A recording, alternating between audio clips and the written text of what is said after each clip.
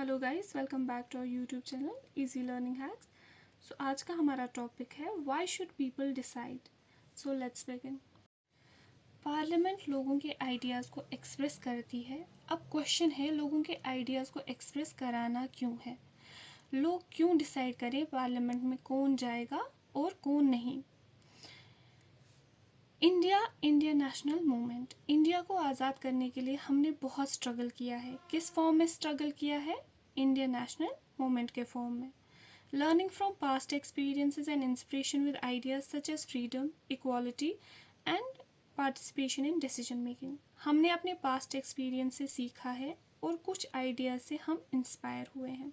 जैसे colonial time में Britishers अपने आप को ऊपर रखते थे और इंडियंस को क्या रखते थे? उनको सबसे ज़्यादा नीचे कंसिडर किया जाता था।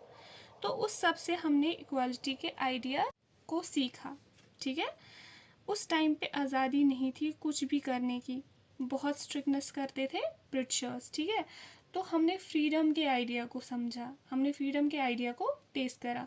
लोग पार्टिसिपेट नहीं कर सकते थे डिसीजन मेकिंग में, जैसे आज हम देखते हैं लोगों को वोटिंग राइट्स है, लोग अपना वोट दे सकते हैं, अपना वोट कास्ट कर सकते हैं और लीडर्स चूज़ करते हैं।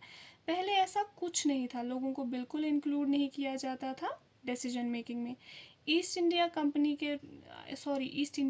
का रूल चलता था। तब हम स्ट्रगल कर रहे थे, तो हमारे पास्ट एक्सपीरियंस से कुछ इंस्पिरेशन हमने ली और हमने सीखा कि आइडियाज़ होने चाहिए, जैसे कि फ्रीडम, इक्वालिटी और participation in decision making. Indian national Congress demanded for the elected members in the legislature far back in 1885। Indian national Congress बनी थी 1885 में। तो उन्होंने डिमांड किया, जो लेजिस्लेचर में जो लॉ बनाने वाली बॉडी है, उसके जो मेंबर्स होंगे वो इलेक्टेड होने चाहिए।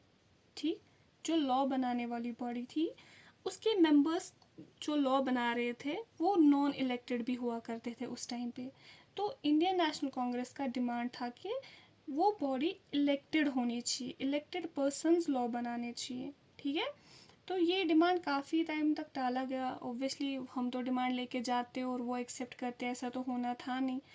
तो लेकिन फिर क्या होता है, उसके बाद some elected representation was allowed through government of India act 1909, but not all adults were given the voting rights.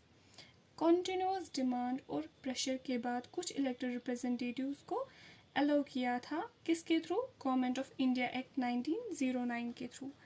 तो ब्रिटिशर्स ने 1909 में एक एक्ट पास किया। उस एक्ट के थ्रू उन्होंने इलेक्टेड रिप्रेजेंटेशन दे दिया इंडिया को। अब आप लोग सोच रहे होंगे कि सबको फिर वोटिंग राइट मिल गया होगा उस टाइम पे, तो बिल्कुल भी ऐसा नहीं है। कुछ ही लोगों को वोटिंग राइट्स मिला, जैसे प्रॉपर्टी मैन हो गए, ट्रेड यूनियंस हो गए, स्टूडेंट बॉडीज़, तो इन सब लोगों को वोटिंग राइट्स मिला। तो बाकी जो रिमेनिंग थे, हर पर्सन को वोटिंग राइट नहीं मिला। But after independence there was no doubt left on the issue of giving voting rights to all. Independence के बाद ना कोई डाउट ही नहीं बचा था इंडियंस के बीच में कि वोटिंग राइट्स सबको मिलना चाहिए या नहीं। ठीक है, तो उनको तो पता ही था कि हम वोटिंग राइट्स हर किसी को देंगे, क्योंकि उन्होंने अपने पास्ट एक्सपीरियंस से सीखा था। इस आइडिया पे हमारे नेशनलिस्ट लीडर्स और कॉन्स्टिट्यूशन मेकर्स सब लोग ओके थे। तो कॉन्स्टिट्यूंट असेंबली ने इस आइडिया को कॉन्स्टिट्यूशन में ऐड किया एज यूनिवर्सल अडल्ट फ्रेंचाइज। वो हम आगे डिस्कस करेंगे। Independent India should show the aspiration of freedom struggle. जो हमारा फ्रीडम स्ट्रगल रहा उस टाइम पे, जो आइडियाज़ को हमने चेरिश किया था, जिन आइडियाज़ से इंस्पायर हुए थे, जैसे फ्रीडम, इक्वालिटी, इन आइडियाज़ को शो करना ही चाहिए, ऐसा मानना था हमारे कॉन्स्टिट्यूशन मेकर्स का। तो यूनिवर्सल अडल्ट फ्रेंचाइज जो है उसी का एक एस्पिरेशन था। यूनिवर्सल अडल्ट फ्रेंचाइज में क्या आता है कि जितने भी अडल्ट हैं 18 से ऊपर के, उन सबको वोटिंग राइट मिलना चाहिए, वो सब अपना वोट कास्ट कर सकते हैं।